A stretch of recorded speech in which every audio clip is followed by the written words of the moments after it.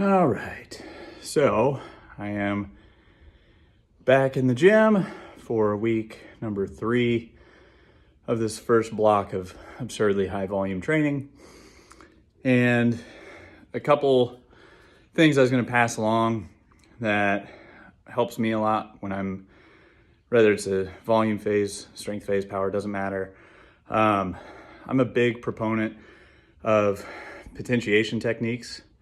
So it's just a fancy way of saying I work up to a fairly heavy single, which is not a max out single, but just a relatively heavy single.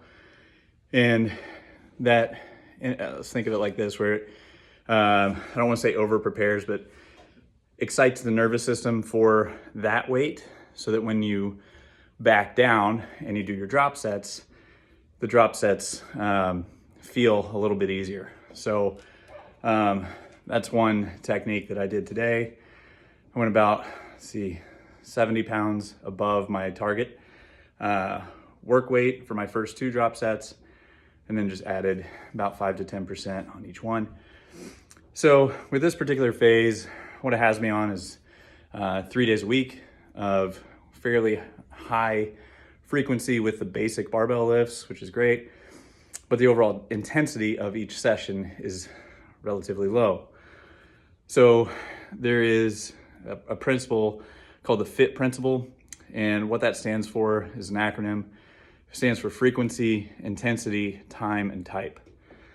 So a couple things to expand upon that. In this way, for this block, the frequency is the intensity.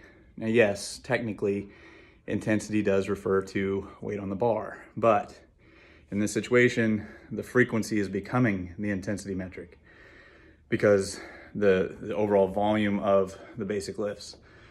So the time that's required is gonna be based on a couple things, or the time that it takes up is based on a couple things.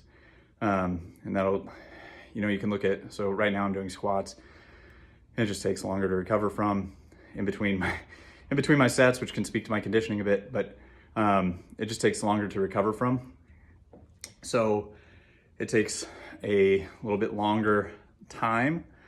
And the type of exercise, if you want to think of it like that, the type of exercise or the type of training you'll do will dictate how long or what the time frame is by which you can do it. So the way you'll think about that type driving the time would be, if you're doing long, slow distance, you can continue as long as you can breathe. And then on the complete opposite end of the continuum, if you're doing high intensity, max effort sprints, you will have to take a break soon. So the time by which you can do that is very, very short.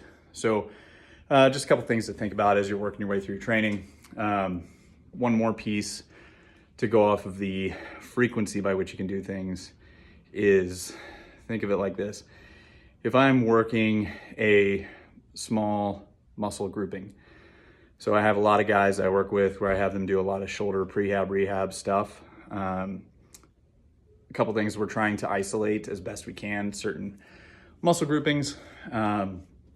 So the load that they can use is relatively small compared to a squat or a deadlift. So they can do that shoulder prehab, rehab stuff every single day in some capacity because the total load they're able to handle is very small. The total distance they're traveling is very small. Therefore, they can do it in some capacity every day. Compare that, on the other hand, to a squat where, depending on your height, every single rep you're doing somewhere in the neighborhood of probably, 5 to 8 feet.